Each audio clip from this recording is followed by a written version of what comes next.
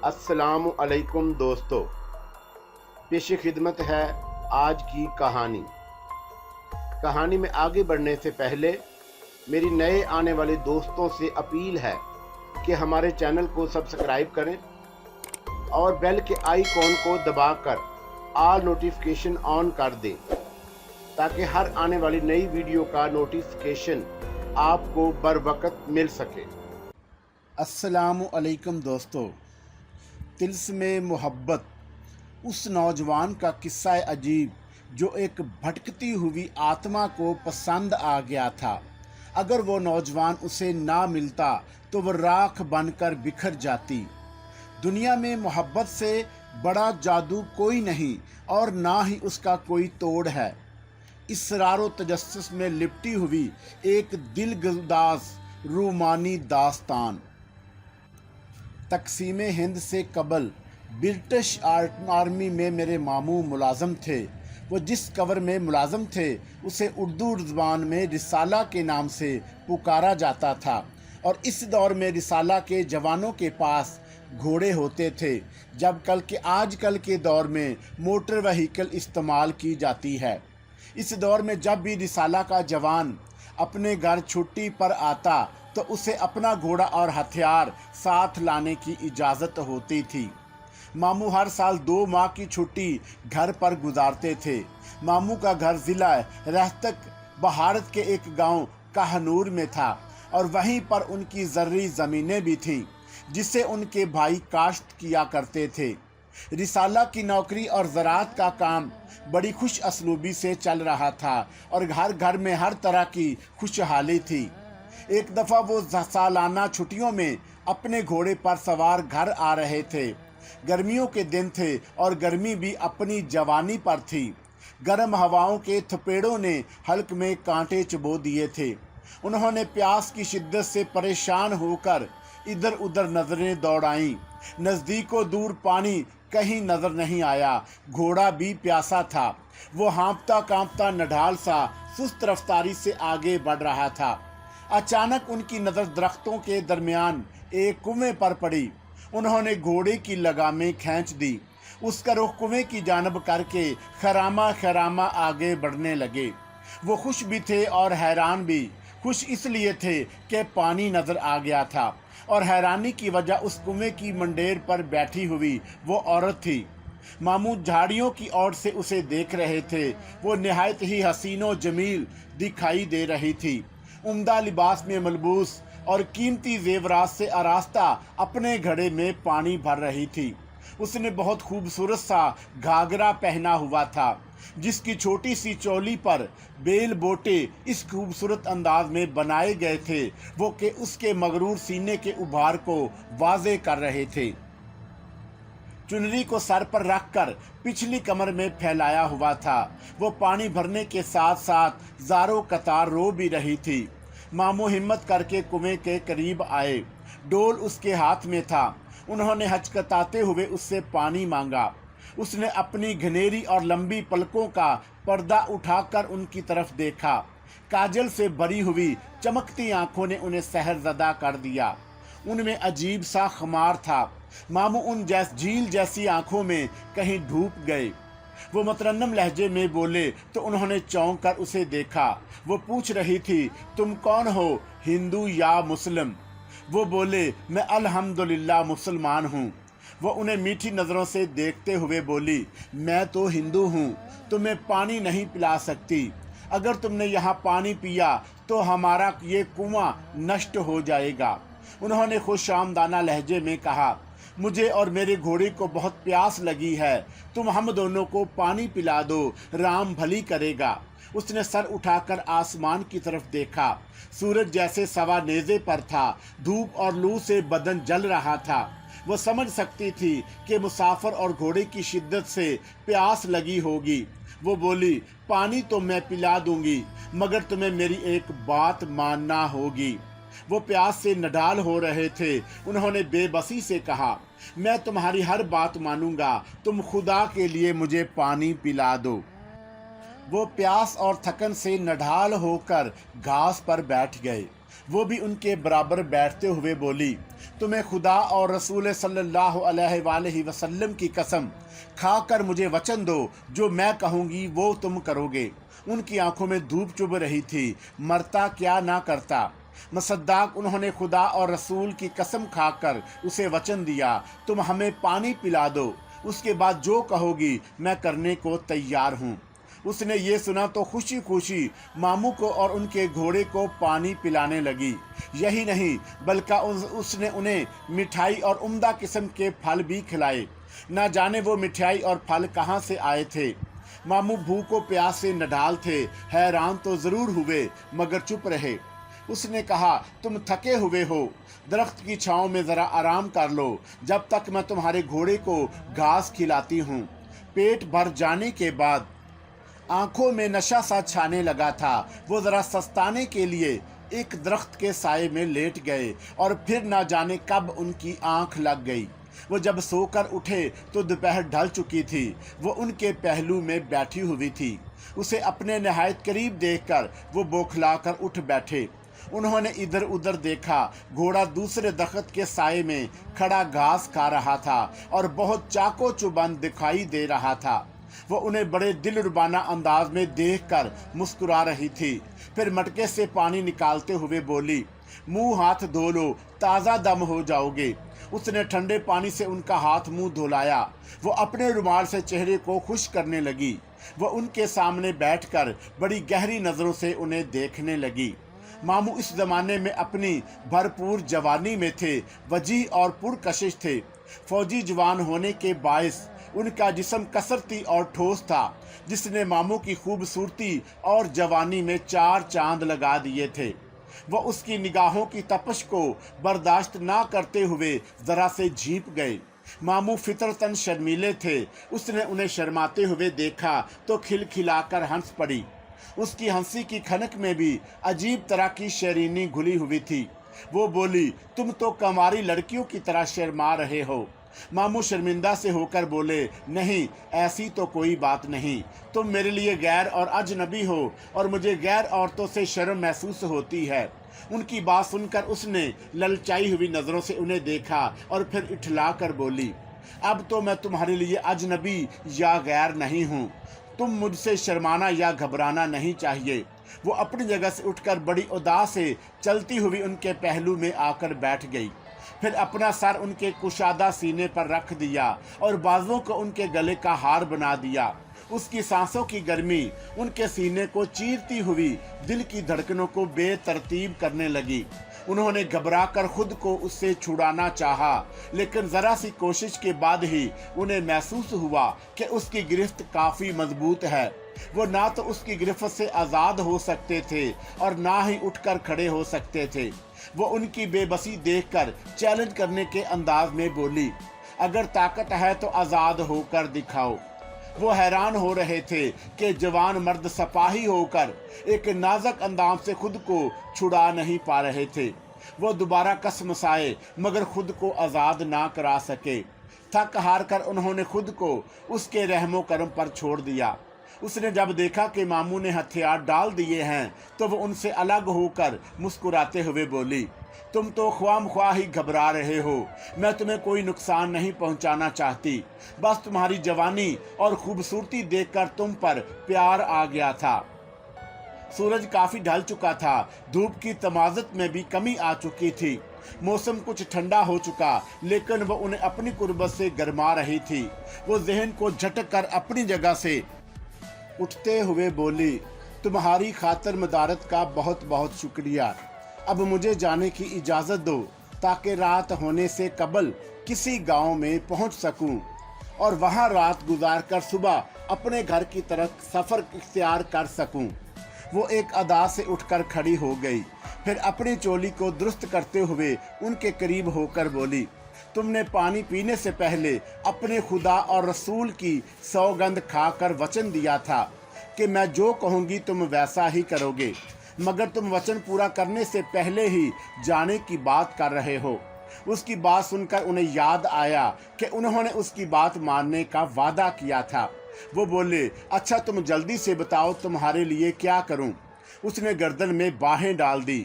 उसके गुदास सीने का लमस उन्हें बेचैन करने लगा। समझ में नहीं आया कि क्या करें। वो बोली, तुम वादा करो मुझे अपनी शरीके हयात बनाओगे। वो एकदम से चौंक पड़े। उसने बात ही ऐसी की थी जो उनके सर पर बम की तरह फट पड़ी। वो परेशानी के आलम में खुद को उससे अलग करने की कोशिश करने लगे, मगर नाकाम रहे। वो सीने से लगी भर्राई हुई आवाज़ में बोली, मैं बहुत दुखियारी औरत हूँ। राम के नाम पर मुझे खुद से अलग ना करो। अगर तुमने मुझे ठुकरा दिया तो मैं इसी वक्त तुम्हारे सामने अपनी जान दे दूंगी। मामू इस सूरत हाल से घबरा गए। वो वादा तो कर ही चुके थे। बेबसी से बोले, तुम मुझे अपना दुख सुनाओ, उसके बाद ही मैं कोई फैसला कर सकूंगा। वो उनसे अलग हो गई। फिर उन्हें शानों से थाम कर बिठाते हुए बोली, तुम सुकून से बैठ जाओ ताकि मैं अपनी दुख भरी विपता तुम्हें सुना सकूं। वो एक दूसरे के सामने बैठ गए। वो सर झुकाकर घास को अपने हाथ से नोचने लगी। शायद दास्तान शुरू करने के लिए अल्फाज जमा कर रही थी। मामू हिम्मतन गोश बैठे हुए थे। उसने सर उठाकर उनकी तरफ देखा और फिर बोली, यहाँ से 10 कोस के फासले पर हमारा गांव है, जहाँ मैं माता पिता, बहन भाइयों और सखियों के साथ बड़े सुख चैन से जिंदगी गुजार रही थी। हमारे घर में हर तरह का आराम था, खाने पीने की फरवानी थी। मेरा पिताजी गांव के सबसे बड़े जिम्मेदार थे और पंचायत के सरपंच भी थे। इसी वजह से पूरा गांव हमारी बड़ी इज्जत किया करता था। अपने बाप का जिक्र करते हुए उसके चेहरे पर दुख और कर्ब के साए लहराने लगे। उसने आंखों से गिरने वाले पानी के 2 कतरों को अपनी चुन्नी से साफ किया और फिर बोली, जिंदगी के दिन बड़े आराम और सुकून से गुजर रहे थे। मैं अपने बहन भाइयों में सबसे बड़ी थी और बड़े नाजो नाम से पली थी। मुझसे छोटी एक बहन और एक भाई था। हमारे वालिदैन हमें बहुत प्यार करते थे। खास तौर पर मेरी हर ख्वाहिश का एहतराम किया जाता था, जिसके बायस मैं कुछ खुद सरसी बेई हो गई थी। वो मुस्कुरा रही थी और खिला में यूं तक रही थी जैसे सारा मंजर उसकी आंखों के सामने हो। वो बोली, घर का काम काज नौकरानी करती थी और मैं सारा दिन सखियों के साथ खेतों, गांव की गलियों और घरों में खेलती फिरती। जवानी कब आई मुझे खबर भी ना हुई। हाँ, इतना फर्क जरूर महसूस हुआ कि मेरी तरफ उठने वाली नजरों के अंदाज बदल गए थे। माँ हमेशा मुझे चुनरी ओढ़े रहने की हदायत करने लगी थी, लेकिन फिर भी मेरा लाउबालीपन ना गया। मेरी सखियों आज़ादाना फिरने के बावजूद किसी में इतनी हिम्मत नहीं थी कि कोई मेरे करीब होने की कोशिश करता। आखिर गांव के सरपंच की बेटी जो थी, अपनी अल्लड़ जवानी का जिक्र करते हुए जो खुशी के साए उसके खूबसूरत चेहरे पर लहरा रहे थे, वो एकदम से हवा हो गए। वो ज़रा नागवारी से बोली, फिर वो मनहूस दिन आ गया जिस दिन हमारे घर की तबाही और बर्बादी शुरू हो गई और हमारी इज्जत और शोहरत खाक में मिल गई। मेरे सारे घर वाले राम को प्यारे हो गए और गांव वालों ने मुझे मनहूस कहकर गांव से निकाल दिया। तब से मैं इस कुएं पर रह रही हूँ। उस बदबख्त ने मेरे घर वालों की इज्जत और शोहरत को और मेरी जिंदगी को बर्बाद कर दिया। वो किसी हरजाई का जिक्र कर रही थी। ऐसे वक्त उसकी आंखों में जैसे खून उतर आया हो। उसकी सांसों से इंतकाम की आग की तपश महसूस हो रही थी। वो किसी नागन की तरह फुंकारते हुए बोली, उसने आने का वादा किया था मगर अब तक नहीं आया। अब मुझे उससे सख्त नफरत हो गई है। मेरा दिल चाहता है कि वो एक बार मुझसे मिलने आए तो मैं उसे आने वाहद में कत्ल कर दूंगी। उसके लहू से ही मेरे अंदर की आग बुझेगी। वो खामोश हो गई। मामू उसका लहजा और उसके ख्यालात सुनकर कुछ सहम से गए थे। फिर हिम्मत करके बोले, तुमने असल किस्सा तो सुनाया ही नहीं, जिसकी वजह से ये सब कुछ तुम्हारे साथ हुआ था। उसने एक गहरी सांस लेते हुए बोलना शुरू किया। आज से तकरीबन 1.5 साल पहले मेरी एक सहेली की बारात करीबी शहर से आई। मैं और मेरी तमाम सहेलियां खुशी से फूली नहीं समा रही थी। हम सब हम उम्र थी। गांव की साफ आबो हवा और खालस खुराक ने हमारी जवानी को दो चंद बना दिया था। हमारे रंगो रूप देखने से ताल्लुक रखते थे और मैं तो सरपंच की बेटी थी। कभी कोई फिक्र मुझे छू कर नहीं गुजरी थी। बेफिक्री और खुशहाली ने मेरे हुस्न शबाब को मजीद निखार बख्श दिया था। चेहरा तो यूं भी सुर्खो सफ़ेद था, लेकिन सहेली की शादी की खुशी ने रुखसारों पर गुलाब खिला दिए थे। वो अपने हुस्न का तज़किरा कर रही थी और मामू उसे गौर से देख रहे थे। उसकी बातों में झूठ नहीं था, वो वाकई बला की हसीन थी। चेहरे पर अब भी गुलाब खिले हुए थे। वो बोली, हमारी रिवाज के मुताबिक बारात को 3 दिन तक लड़की वालों के घर रोका जाता था। मेरी सहेली की बारात भी 3 दिन तक हमारे गांव में रुकी थी और यही 3 दिन मेरे लिए मनहूस साबित हुए, जो हमारे हंसते बंसते घर पर क़यामत बनकर टूटे थे। वो ठहर ठहर कर बोलने लगी। मेरी सहेली के दुल्हा के साथ उसका एक दोस्त शहबाला बनकर आया था। उसका नाम प्रभु था और शूद बरादरी से ताल्लुक रखता था। वो एक सेहतमंद खूबरू नौजवान था। मैंने पहली बार किसी जवान लड़के को गौर से देखा था और उसे देखकर पहली बार मेरे दिल की धड़कनें बेतरतीब हुई थीं। वो एक ही नज़र में मेरे दिल में घर बनाता चला गया। शायद दूसरी तरफ उसका भी यही हाल था।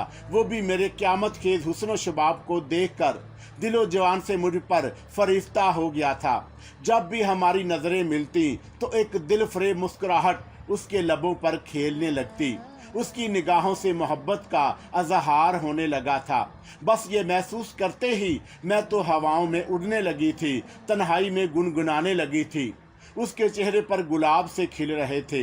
बासी मोहब्बत की याद उसकी आंखों में बासी फूलों की पत्तियों की तरह बिखर रही थी। मामू बड़ी तवज्जो से उसके चेहरे को पढ़ रहे थे और उसकी दास्ताने हयात सुन रहे थे। वो नज़रें झुकाकर बोली, हम आंखों ही आंखों में एक दूसरे को मोहब्बत का पैगाम देने लगे। हमारी इस खामोश मोहब्बत का सिलसिला 2 दिन तक चलता रहा। उन 2 दिनों ने मेरी दुनिया ही बदल दी थी। कोई दिल में बस जाए तो हर मंजर इतना हसीन हो जाता है। इस तजर्बे से पहली बार गुजर रही थी। हमारे रिवाज के मुताबिक दुल्हन की बहनों के अलावा उसकी सखियों को भी दुल्हा की सालियां ही कहा जाता था। हम सब सहेलियां एक कमरे में बैठी हुई थीं। हमारे साथ दुल्हा और उसका शहबाला प्रभु भी मौजूद था। सालियां होने के नाते हम सब दुल्हा से हंसी मजाक कर रही थी। मैं और प्रभु एक दूसरे को किन अखियों से देख रहे थे। सब ही की तवज्जो दुल्हा की तरफ थी। अचानक प्रभु ने मुझे कमरे से बाहर जाने का इशारा किया। मैंने घबराकर इधर उधर देखा। उसने ऐसा इशारा पहले कभी नहीं किया था। इसमें प्यार भरा हुक्म छुपा हुआ था। कुछ देर बाद वो उठकर बाहर चला गया। मैं अपनी जगह पहलू बदल कर रह गई। समझ नहीं पा रही थी कि क्या करूं। मैंने एक बार फिर चोर नजरों से इधर उधर देखा। किसी की तवज्जो मेरी तरफ नहीं थी। सब दुल्हा से छेड़छाड़ करने में मशगूल थी। मैंने मौका गनीमत जाना और चुपचाप उठकर कमरे से बाहर चली आई। बरामदे में आकर देखा तमाम मर्द और खिवातीन सहन में बिछी चारपाइयों पर बैठे हुए कुछ खाने में मसरूफ थे। बरामदा तकरीबन वीरान था। मैंने इधर उधर नज़रें दौड़ाईं। प्रभु कहीं नज़र नहीं आ रहा था। मैं दाएं तरफ मुड़कर धीरे धीरे आगे बढ़ने लगी। इस तरफ एक कतार में 3-4 कमरे बने हुए थे। मैं बरामदे की जालियों से आंगन की तरफ देखते हुए आगे बढ़ रही थी कि अचानक एक मजबूत गिरफ्त ने मेरा बाजू पकड़ लिया और फिर तकरीबन खींचते हुए एक कमरे में ले आया। मैं चीखना चाहती थी मगर आवाज़ हल्क में घुट कर रह गई। अचानक इस आफताब ने मुझे बौखला कर रख दिया था। इस गिरफ्त ने कमरे में आकर मुझे आज़ाद कर दिया। वहाँ अंधेरा छाया हुआ था। कुछ सुझाई नहीं दे रहा था कि यहाँ मेरे अलावा और कौन है। फिर चटकनी चढ़ाने की आवाज़ सुनाई दी। मैं अंधेरे में आंखें फाड़े किसी को देखने और महसूस करने की कोशिश कर रही थी। ऐसे वक्त 2 बाजुओं के हिसार ने मेरी कमर को अपने घेरे में ले लिया। अंधेरे और खामोशी में सवाई धड़कनों और सांसों की आवाज़ के कुछ सुनाई या सुझाई नहीं दे रहा था। मेरा जहन फौरन प्रभु की तरफ गया। हो ना हो ये वही है, इस एहसास से मैं सरशार होने लगी। खुद को उसके हवाले कर दिया। वो बड़े वाज़े अल्फाज में अपनी दास्तान सुना रही थी और मेरे शर्मीले मामू खामोशी से सर झुकाए उसकी गुफ्तगू सुन रहे थे और दिल ही दिल में उसके बारे में सोच रहे थे कि ये कैसी बेबाक औरत है, एक गैर शख्स को अपना किस्सा इतने खुले अल्फाज में सुना रही है। रात काफ़ी गुजर चुकी थी, हर तरफ हू का आलम था। अपना किस्सा सुनाने के दौरान मैं इस औरत ने एक लालटेन रोशन कर ली थी। उसकी रोशनी में उसकी स्याह आंखों की चमक मजीद बढ़ गई थी। मामू कुछ सहमे हुए से थे, उन्हें रह रह कर उसकी मजबूत गिरफ्त याद आ रही थी। वो एक फौजी जवान थे, लेकिन इसके बावजूद वो खुद को उसकी गिरफ्त से आज़ाद कराने के नाकाम रहे थे।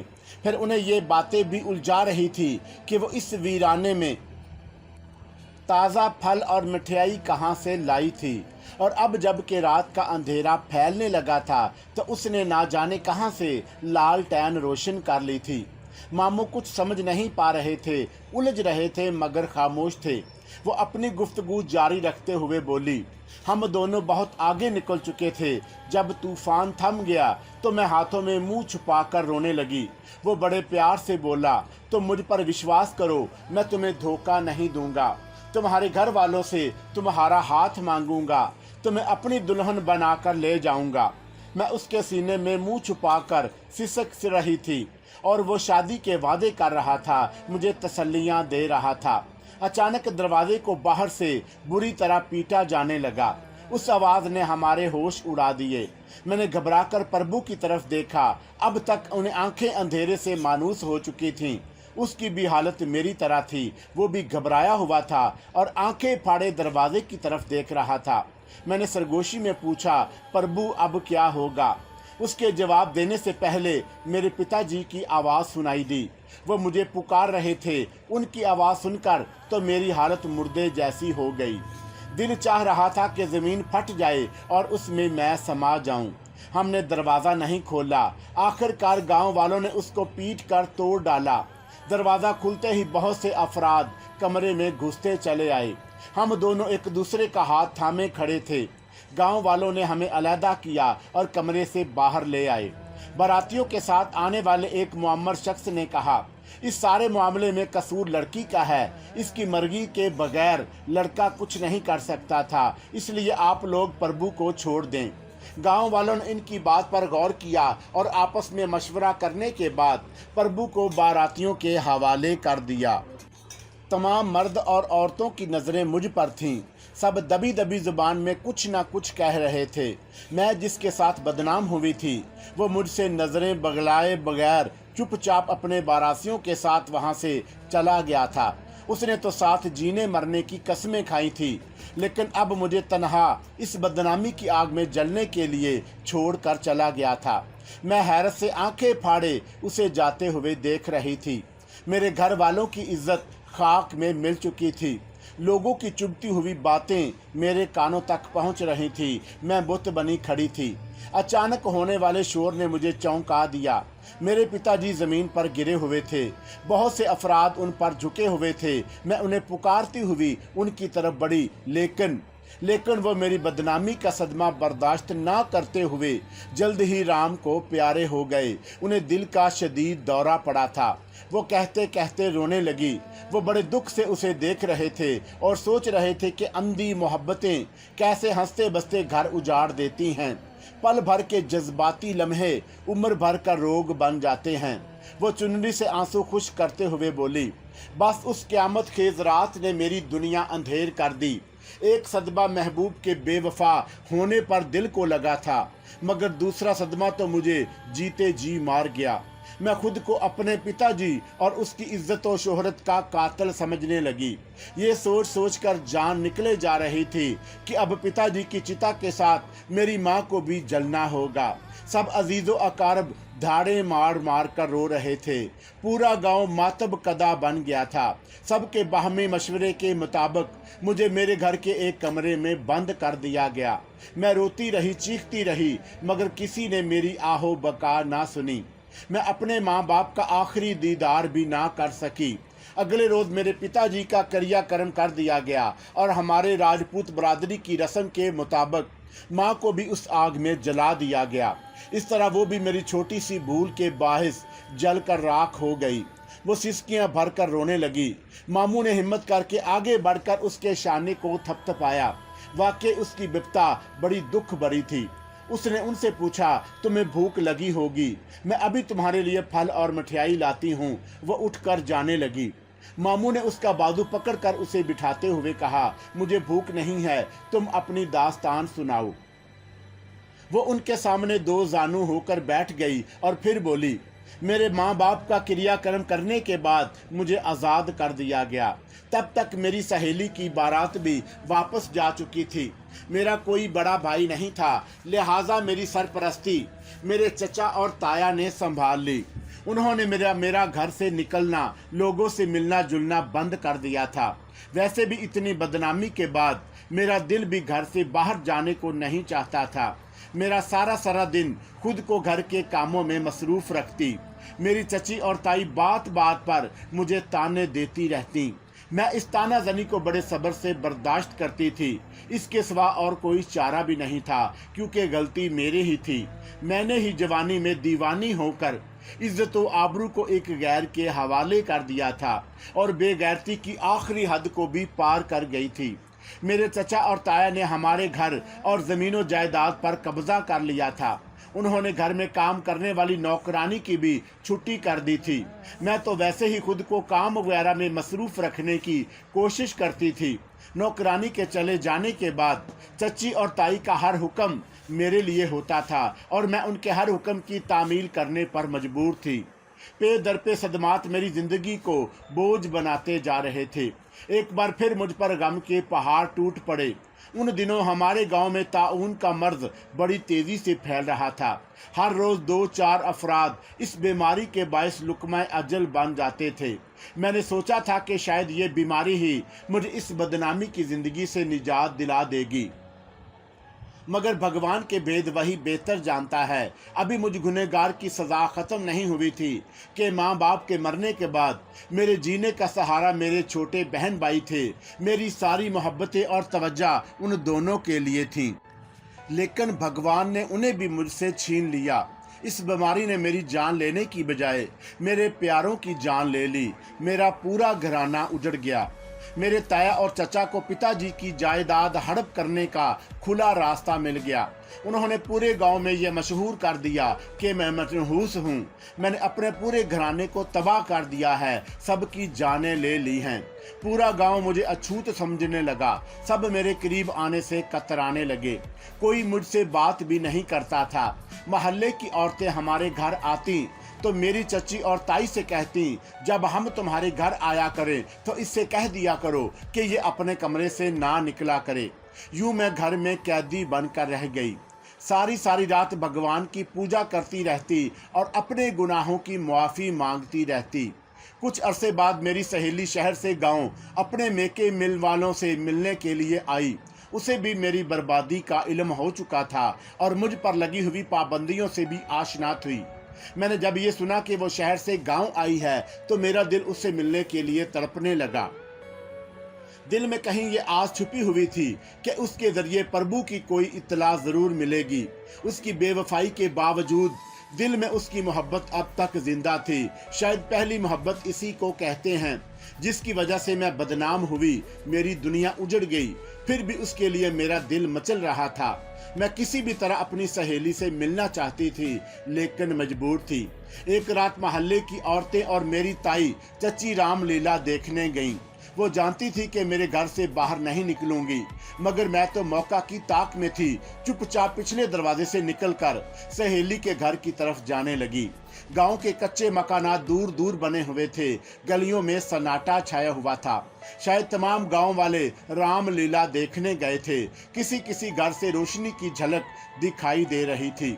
मैं गलियां पार करती हुई खेतों की तरफ आ गई।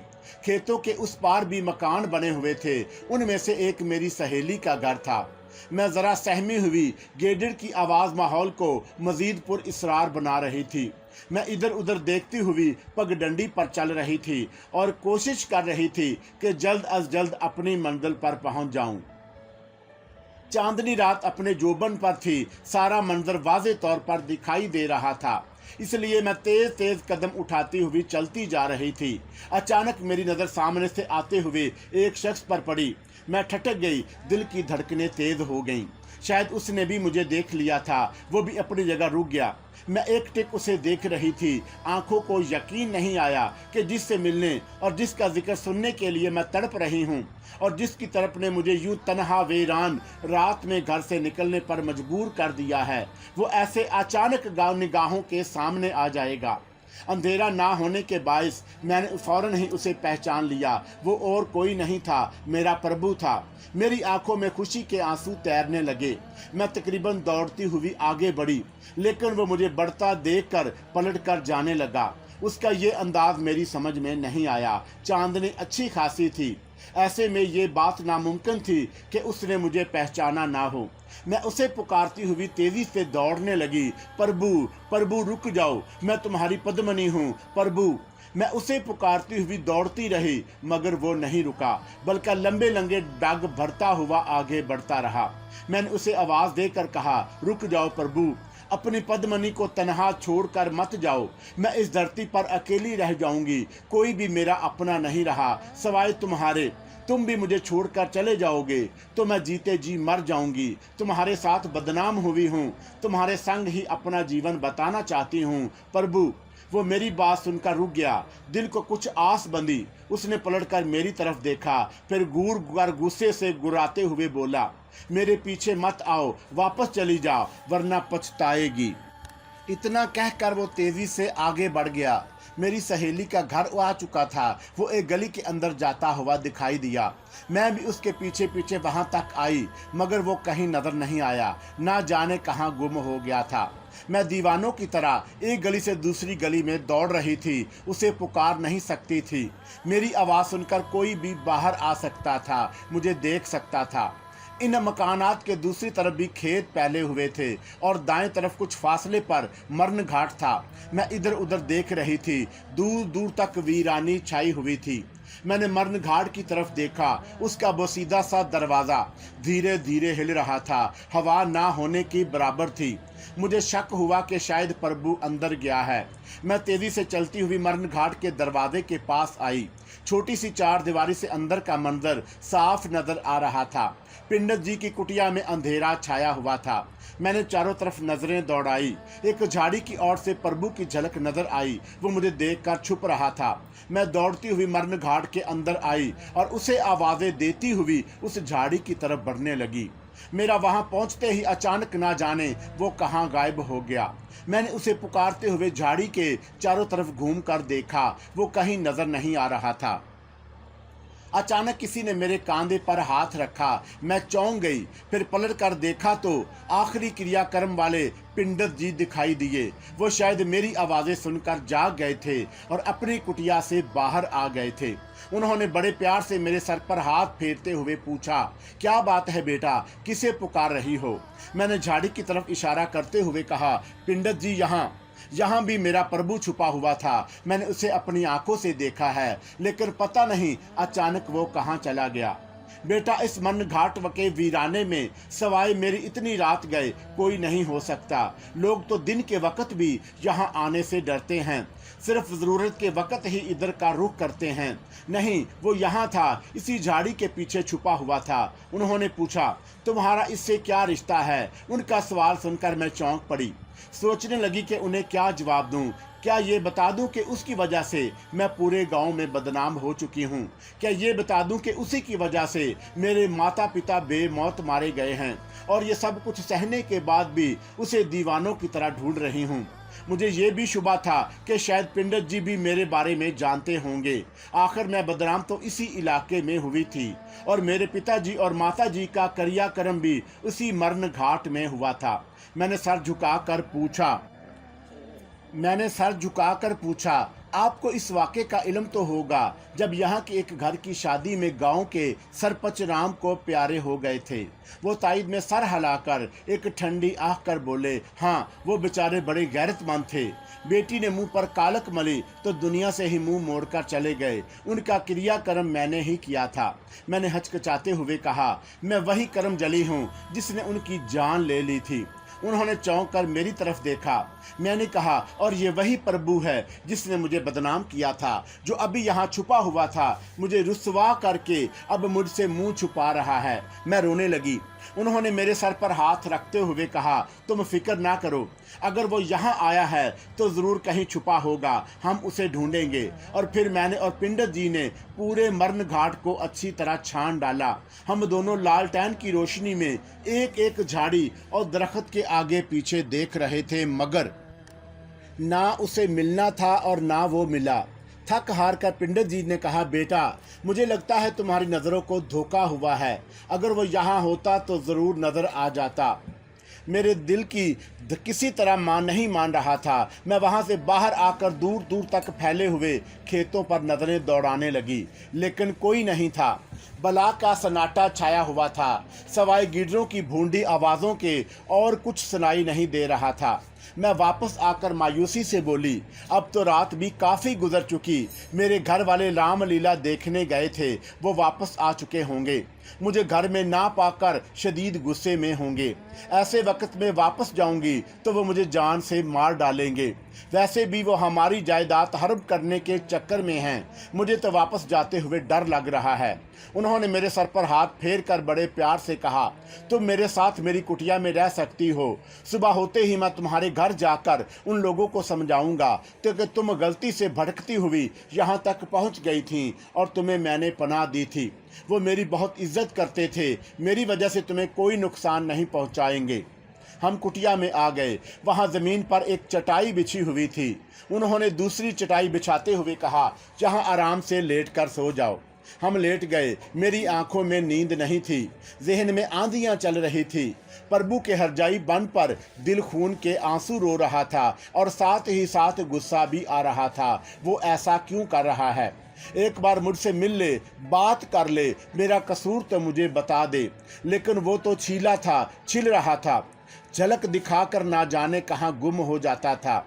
मैं करवटें बदल रही थी, किसी तरह करार नहीं आ रहा था। मैंने सर उठाकर पिंडत जी की तरफ देखा, वो गहरी नींद में थे। मैं उठकर बैठ गई, बेचैनी से पहलू बदलने लगी, फिर उठकर कुटिया से बाहर आ गई। हर तरफ चांद की चांदनी फैली हुई थी। माहौल बड़ा पुरइसरार और बेहानक लग रहा था। पिता नहीं कितने इंसानी जिस्म वहां चिताओं में जलाए गए थे। यूं लग रहा था जैसे उन सब की आत्माएं पूरे मरण घाट में टहल रही हों और मुझे देख रही हों। प्रभु की मोहब्बत ऐसे माहौल में भी मेरी हिम्मत बंधा रही थी। मेरी नजरें झाड़ी की तरफ भटक रही थीं, मगर वहां इस वक्त भी कोई नहीं था। मैं मायूसी होकर पलटी। कुटिया के अंदर जाते हुए मैंने बेइख्तियार दाएं तरफ देखा तो चौंक गई। दूर मरण घाट के एक दरख्त के नीचे आग के शोले दिखाई दे रहे थे। मेरे दिल में सवाल पैदा हुआ, वहाँ किसने आग जलाई? कहीं प्रभु तो नहीं?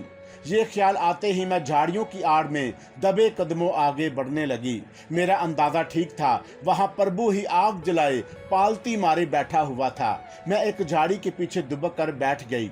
वो आंखें बंद किए किसी मंत्र का जाप कर रहा था। उसके कपड़ों पर खून के बड़े बड़े धब्बे नजर आ रहे थे। उसके सामने एक बकरा पड़ा हुआ था जिसका सर कटा हुआ था।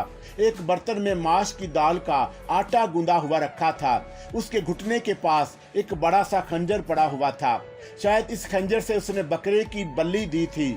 मैं हैरत से ये सारा मंजर देख रही थी, फिर हिम्मत करके आगे बढ़ी।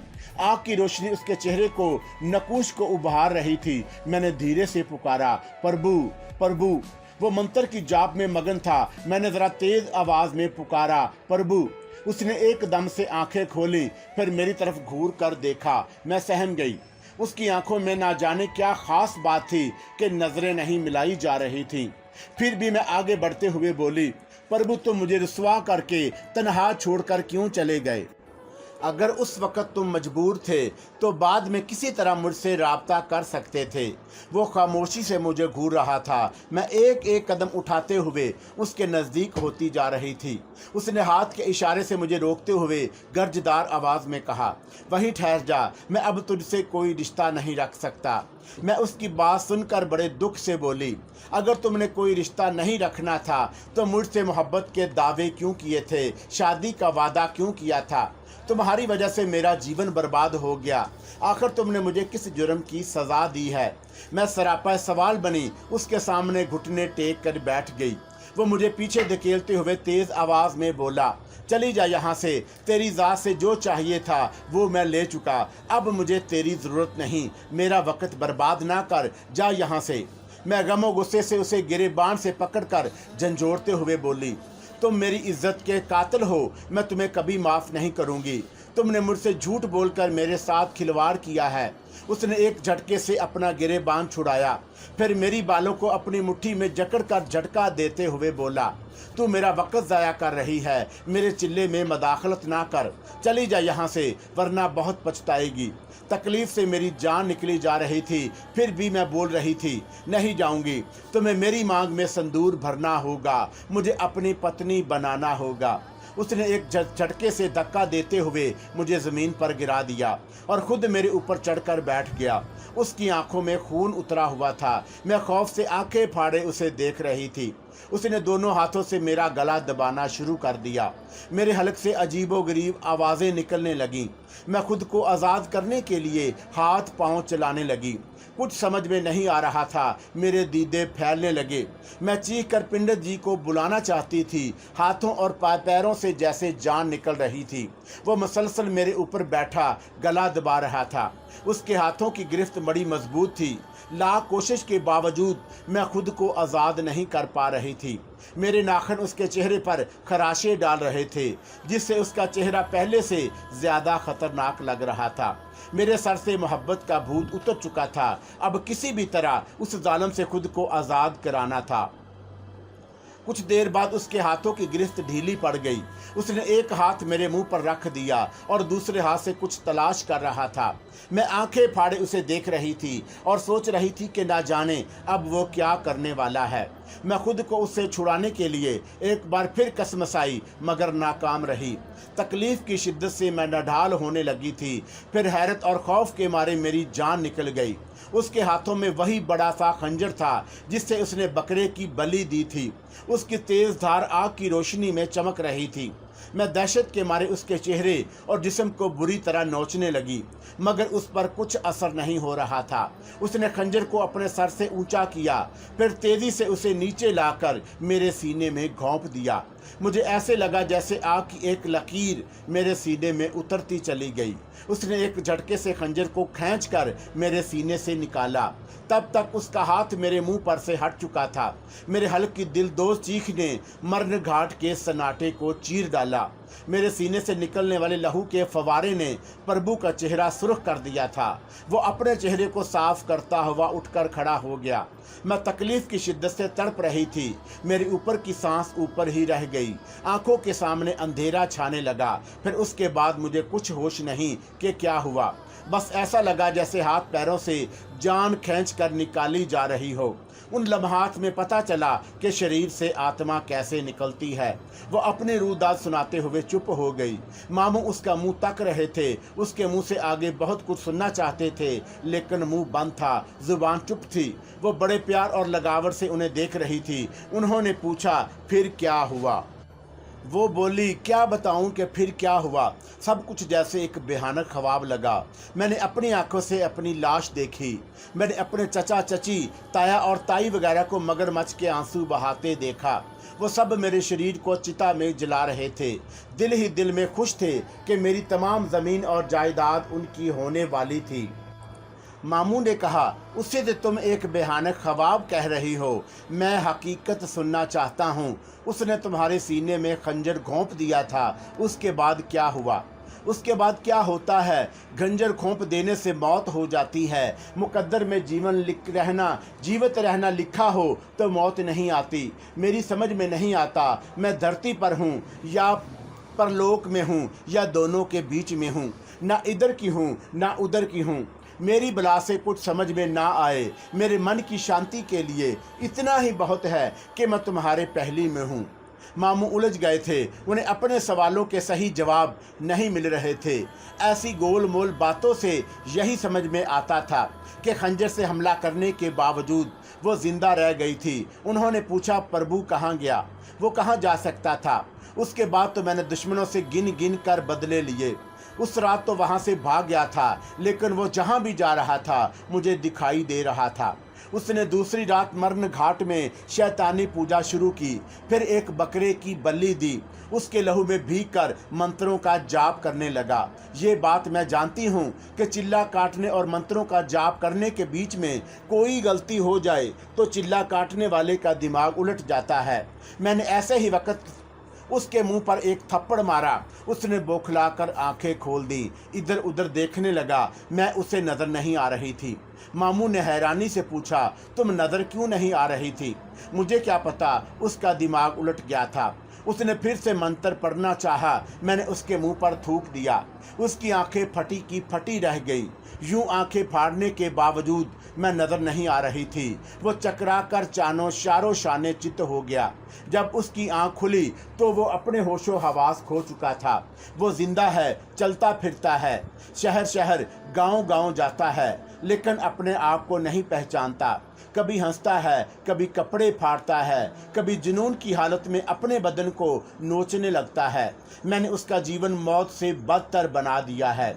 मेरे चचा ताया भी दिन रात सहमे हुए से रहते हैं। वो मेरी ज़मीनों पर जाते हैं, मेरी किसी चीज़ को हाथ लगाते हैं तो मैं उन्हें ऐसी सजाएं देती हूँ कि वो डर के मारे थर थर कांपने लगते हैं और एक दूसरे से कहते हैं कि पद्मिनी की आत्मा हमसे बदला ले रही है।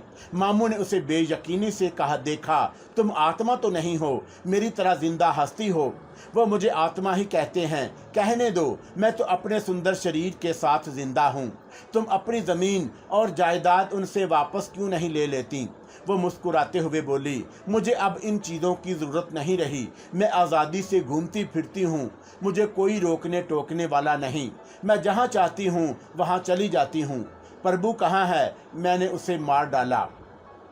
वो 40 दिन का चिल्ला काटने वाला था। मैंने 40वें दिन उसकी बलि चढ़ा दी। अब जो भी प्रभु की तरह मुझे ललचाई हुई नज़रों से देखता है, मैं उसके साथ 40 रातें गुजारती हूँ, फिर 40वीं रात को उसकी बलि चढ़ा देती हूँ। मामू ने सहम कर उसे देखा। ये क्या कह रही हो? तुम जिससे मोहब्बत करती हो उसे 40वें दिन मार डालती हो? हाँ, जो मर्द मोहब्बत करने वाला नाटक करके औरत की जवानी से खेलते हैं, फिर उन्हें बदनाम होने के लिए छोड़कर चले जाते हैं। अब मैं हर 40 दिन बाद ऐसे किसी मर्द को मौत के घाट उतार देती हूँ। मामू उठकर खड़े हो गए। मुझे जाना चाहिए, जल्द से जल्द घर पहुँचना है। वो हंसते हुए बोली, डर गए? हा हा हा हा हा, मर्द होकर डर गए। मैं तो इन मर्दों के खिलाफ नफरत जाहिर कर रही थी जो सुंदर नारियों को देखकर दीवाने हो जाते हैं, फिर उनके शरीर से खेल कर भाग जाते हैं। तुम उनमें से नहीं हो। तुम इतनी देर से मेरे साथ हो, मगर अब तक मेरे बदन को हाथ नहीं लगाया। मैं दिल ही दिल में मजबूर होकर तुमसे बार बार लिपट रही हूँ। मुझे तुम्हारे ही जैसे सीधे सादे और अच्छे किरदार वाले मर्द की तलाश थी। ये कहती हुई वो उनके गले का हार बन गई। उन्होंने अपनी गर्दन से उसकी बाहों को हटाना चाहा, नहीं हटा सके। अपने सीने से अलग करना चाहा, नहीं कर सके। मैदान मारने वाला सिपाही सामने से पहाड़ हटा सकता है, लेकिन एक नाजुक अंदाम जों को अपने बदन से अलग नहीं कर सकता था। वह पहले भी जोर आजमाई कर चुके थे और हार मान चुके थे। बेबसी से बोले, क्यों मेरे पीछे पड़ गई हो? मुझे जाने दो। मैंने तुम्हें हाथ नहीं लगाया है, तुम्हें बदनाम नहीं किया। जो तुम्हारी खूबसूरती और जवानी के दुश्मन हैं, उनसे इंतकाम लो। ये तुमने कैसे समझ लिया कि मैं तुमसे इंतकाम लेना चाहती हूँ?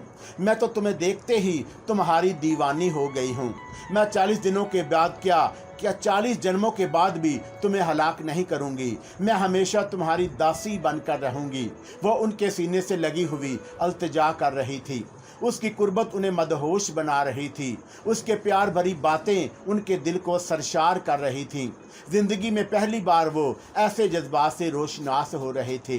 वो बड़े मीठे अंदाज में बोली, तुमने अपने खुदा और रसूल की सौगंध खाकर मुझे वचन दिया था कि मेरा कहा मानोगे। मुझे याद है, तुम बताओ मुझे क्या करना है। वो उनसे अलग होते हुए बोली, यहाँ से कुछ फासले पर मेरा गांव है, मैं तुम्हें वहाँ ले जाना चाहती हूँ। मामू उसकी तरफ माइल होने लगे थे। उसके हुस्न बलाखेज ने उन पर सहरसा तारी कर दिया था। वो उसकी फरमाइश को मुस्तरद ना कर सके। उन्होंने उसे घोड़े पर सवार किया और खुद भी उसके पीछे बैठ गए। घोड़े की लगामें पद्मिनी के हाथों में थीं। वो उसकी कुर्बत के शहर में खो से गए। उन्हें कुछ होश नहीं था कि वो उन्हें कहाँ ले जा रही है। वो मदहोश से होकर उससे लिपटे हुए थे। घोड़ा सरपट दौड़ता जा रहा था। अब वो ये समझने से कासर थे कि वो उसकी तरफ क्यों माइल होते जा रहे हैं। वो हुस्न का जादू जगा रही है या कोई जादू उन्हें कुछ सोचने समझने की मोहलत नहीं दे रहा है। घोड़ा एक जगह रुक गया। उन्होंने हैरानी से पूछा। वो एक शादी के पिंडाल में खड़े थे। उन्होंने घोड़े पर से उतरकर परेशानी के आलम में पद्मिनी की तरफ देखा। वो शर्माई ले जाई सी मुस्कान के साथ उन्हें देख रही थी। उन्होंने पूछा, ये सब क्या है? तुम मुझे कहाँ ले आई हो? वो नजरें झुकाकर शर्माने लगी। इससे पहले कि वो कोई जवाब देती, पिंडाल की बहुत सी औरतों ने उन्हें अपने घेरे में ले लिया। फिर उन्हें एक कमरे में ले आईं। मामू हैरान परेशान से ये सारा मंजर देख रहे थे। कमरे में आकर उन औरतों ने पद्मिनी और मामू को बड़े खूबसूरत बिस्तर से आरास्ता एक चारपाई पर बिठा दिया और ढोलक की थाप पर सुहाग के गीत गाने लगीं। उन्होंने पद्मिनी की तरफ देखा। वो नजरें झुकाए मुस्कुरा रही थी। उसके चेहरे की गुलाबी रंगत से मालूम हो रहा था कि वो बहुत खुश है। उन्हें बेइख्तियार उस पर प्यार आ गया। कुछ देर बाद उन दोनों को दुल्हा दुल्हन की तरह सजाया गया। पद्मिनी और उसी जोड़े में हूर लग रही थी। मामू को भी दुल्हा का लिबास पहनाया गया। वो शहरज़दा से थे, किसी से कुछ नहीं पूछ रहे थे कि यह सब क्या हो रहा है। वो इस वक्त भी खामोश रहे जब उनके दामन से पद्मिनी का आंचल बांधकर अग्नि के फेरों के लिए कहा गया। वो किसी मामूल की तरह हर बात मानते जा रहे थे। अग्नि के साथ फेरे पूरे हो गए। चंद औरतें पद्मिनी के आंचल की गिरा खोलकर उसे एक कमरे में ले गईं। बहुत से मर्द और औरतें इधर उधर फिर रहे थे। सबके चेहरों से खुशी झलक रही थी। कुछ देर बाद मामू को एक कमरे में पहुंचा दिया गया। उन्होंने दरवाजे को अंदर से बंद किया और फिर पलट कर देखा। वो कमरा गुलाब की खुशबू से महक रहा था। फर्श पर गुलाब की पत्तियां बिखरी हुई थीं। उनकी नज़रों के सामने फूलों से लदी हुई सेज सजी हुई थी। कमरे में जगह जगह मोमबत्तियां रोशन थीं जो माहौल को मजीद रोमानवी बना रही थीं। वो छोटे छोटे कदम उठाते हुए सेज की तरफ बढ़ने लगे। फूलों की लड़ियों की ओर से सुर्ख जोड़े में सिमटी हुई पद्मिनी की झलक दिखाई दे रही थी। उनका दिल बेइख्तियार उसे छूने के लिए मचलने लगा। वो बिस्तर पर उसके करीब आकर बैठ गए। उसका चेहरा घूंघट में छुपा हुआ था। उन्होंने हाथ बढ़ाकर धीरे धीरे घूंघट उलट दिया। यूं लगा जैसे पूरे कमरे में चांदनी सी फैल गई हो। वो शहरज़दा से होकर उसके अरूसी हुस्न को देख रहे थे। पहले ही उसके नोखेज हुस्न का जादू उन्हें मदहोश बना रहा था। अब दुल्हन बनकर वो पहले से ज्यादा खूबसूरत दिखाई दे रही थी। चेहरे के पुरकशिश नकूश में मजीद निखार पैदा हो गया था। वो आंखें बंद किए बैठी थी। उन्होंने सरगोशी में कहा, आंखें खोलो, मेरी तरफ देखो। उसने धीरे धीरे घनेरी पलकों का साइबान उठाया तो काजल से भरी हुई चमकती हुई स्याह आंखें अपना जादू जगाने लगीं। उन्होंने बेइख्तियार होकर उसे अपने बाजुओं में भर लिया। वो पके हुए फल की तरह उनकी आगोश में चली आई। उसकी कुर्बत उन्हें दीवाना बना रही थी। वो दोनों एक दूसरे के बाजुओं में पिघलते रहे, सरशार होते रहे। पद्मिनी हर लम्हे नए और खूबसूरत इसरार से पर्दा उठाती रही और उन्हें बेखुद करती रही। धूप की तपश उनके चेहरे को सुलगा रही थी। उन्होंने कसमसाते हुए आंखें खोली। चारों तरफ तेज धूप फैली हुई थी। वो उठकर बैठ गए। उनका सर भारी हो रहा था। उन्होंने इधर उधर देखा। वो उसी जंगल में दरख्त के नीचे बैठे हुए थे। दूसरे दरख्त के नीचे उनका घोड़ा बंधा हुआ घास खा रहा था, लेकिन पद्मिनी कहीं दिखाई नहीं दे रही थी। वो उठकर खड़े हो गए। कुएं की तरफ देखा, वो भी वीरान पड़ा हुआ था। वो बेचैनी से पद्मिनी को ढूंढने लगे। जंगल में इधर उधर तलाश करने के बावजूद वो ना मिली, ना जाने कहाँ गुम हो गई थी। वो सोच में डूबे हुए वापस उसी दरख्त के नीचे आ गए। उनकी नजर अपने सफरी बैग के बराबर रखी हुई एक खूबसूरत सी कपड़े की पोटली पर पड़ी। उन्होंने झुककर उसे उठाया। काफी वजनी मालूम हो रही थी। उसे खोलकर देखा तो हैरान रह गए। सोने की अशरफियों से भरी वो छोटी सी पोटली उनकी आंखों को खैरा कर रही थी। इस जमाने में सोने की अशरफी का सिक्का चलता था। एक सिक्का 15 रुपए के बराबर होता था। उन्होंने इधर उधर देखा। जंगल अब भी वीरान था। फिर वह उसी जगह बैठ गए और उन अशरफियों को शुमार करने लगे। उनकी हैरानी में इजाफा होता गया। गिनती पूरी हुई तो मालूम हुआ कि अशरफियों की तादाद 5000 है, यानी 75,000 रुपए। उन्होंने कांपते हाथों के साथ अशरफियों को दोबारा पोटली में भरा और उसे बंद करके अपने सफरी बैग के अंदर छुपा दिया। उन्होंने इतनी बड़ी रकम यकमुक्त पहली बार देखी थी, इसलिए घबराए हुए थे। इस वक्त उनकी तनख्वाह सिर्फ 9 रुपये माहवार थी। बेख्याली में उनकी नज़र अपने लिबास पर पड़ी तो वो हैरान रह गए। उनके बदन पर निहायत कीमती और नफीस लिबास था। कुछ देर पहले वो अशरफियों पर हैरान थे कि इतनी बड़ी रकम यहाँ कौन छोड़ गया, और अब लिबास को देखकर उनकी नज़रें सरापाए सवाल बनी हुई थीं। उन्हें अच्छी तरह याद था कि रात के वक्त वो आम से लिबास में मलबूस थे। फिर ये दुल्हा का पहनावा उन्हें कब पहना वो सोचने लगे, जहन पर जोर देने लगे। उनकी आंखों में एक हल्का सा मंजर उभरा। वो लगन मंडप में आग के सामने बैठे हुए थे और उन्हें दुल्हा की तरह सजाया गया था, और उनके बराबर परी चेहरा पद्मिनी दुल्हन के रूप में शर्माई लिजाई सी बैठी थी। उसके बाद सारा मंजर वाज़े होता चला गया। नरी हुई रात की एक एक बात याद आती गई। पद्मिनी के हमरा गुजरे हुए वो तन्हाई के लम्हात उनके दिल को बेचैन करने लगे। उसकी कुर्बत का एहसास फिर से उनके दिली जज्बात को दहकाने लगा। पद्मिनी का ख्याल आते ही वो एक बार फिर मुस्तरिब होकर मतलाशी नज़रों से इधर उधर देखने लगे। कभी यूं लगता था जैसे ख्वाब देखा था, कभी वो कपड़ों को देखते तो गुजरे हुए लम्हात सच्चे साबित होते। पद्मिनी के साथ गुजरा हुआ एक एक पल कह रहा था कि वो उनकी धर्म पत्नी बन चुकी है।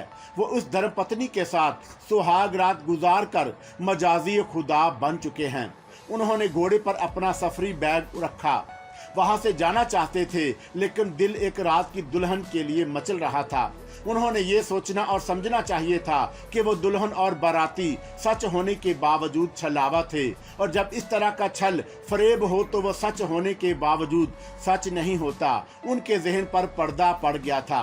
वो जहानत से समझ नहीं सकते थे, और वो आगे जाने के लिए घोड़े पर सवार हो गए। जब वो उनके हवास पर पहले से सवार हो चुकी थी, उन्होंने घोड़े को एड़ लगाई। वो दौड़ने लगा। लगाम उसके हाथों में थी। फिलहाल समझ नहीं सकते थे कि खुद बेलगाम हो गए हैं। वो अपने आप में नहीं थे, उसकी यादों में गुम चले जा रहे थे। घोड़ा तरबियत याफ्ता था, इसलिए लगाम ढीली होने के बावजूद उनकी मंजिल तक पहुंच गया था। वो गुमसुम से घोड़े से उतरकर घर में दाखिल हुए। सबको खबर थी कि वो छुट्टियां गुजारने गांव आने वाले हैं। उनकी 2 बहनें और एक बड़े भाई थे। दोनों बहनों का निकाह हो चुका था और अब रुखसती होने वाली थी। मामू की छुट्टियों का इंतजार था। सब ने फैसला किया कि जब वो छुट्टियां गुजारने घर आएंगे तो उन्हीं दिनों कोई तारीख रुखसती के लिए मुकर्रर कर दी जाएगी। दूसरे दिन दोनों मामू का निकाह पढ़ा दिया जाएगा ताकि घर खाली ना रहे, बेटियों की जगह बहुएं आ जाएं। सूरज तकरीबन गरूब हो चुका था। घर के तमाम अफराद आंगन में बिछी 4 पाइयों पर बैठे थे। उनको देखते ही वो सब खुशी से उठ खड़े हुए। नानी जान ने फौरन उन्हें कलेजे से लगा लिया। उनकी बलाएं लेने लगे। आंखों में खुशी के आंसू तैर रहे थे। वो उन्हें पूछते हुए उनसे अलहदा हुई तो नाना जान से सीने से लगा लिया। बेटे से दूरी सारा साल उन्हें तड़पाती रहती थी और जब वो छुट्टियों पर घर आते तो घर में ईद का सा सामान नजर आता। भाई भी मुसाफा करके गले से लग गए। वो बहनों के सलाम का जवाब देते हुए वहीं एक चारपाई पर बैठ गए। माहौल बड़ा जज्बाती हो गया था, इसलिए सभी की आंखों के गोशे नम थे, सब खामोश थे। अचानक नानी ने चौंक कर उनकी तरफ देखा, फिर हैरत से पूछा, ए बेटा, ये तुमने क्या हुलिया बनाया हुआ है? ये लिबास तो दुल्हा पहनते हैं, तुमने क्यों पहना हुआ है? और इतना कीमती लिबास तुम्हारे पास कहाँ से आया? उनके सवाल पर सब ही उन्हें सवालिया नजरों से देखने लगे।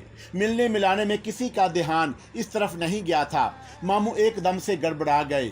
जहन तो उनका पद्मिनी में अटका हुआ था। वो सोचने लगे, ऐसा क्या माकूल जवाब दूं जो घर वालों को मुतमिन कर दे।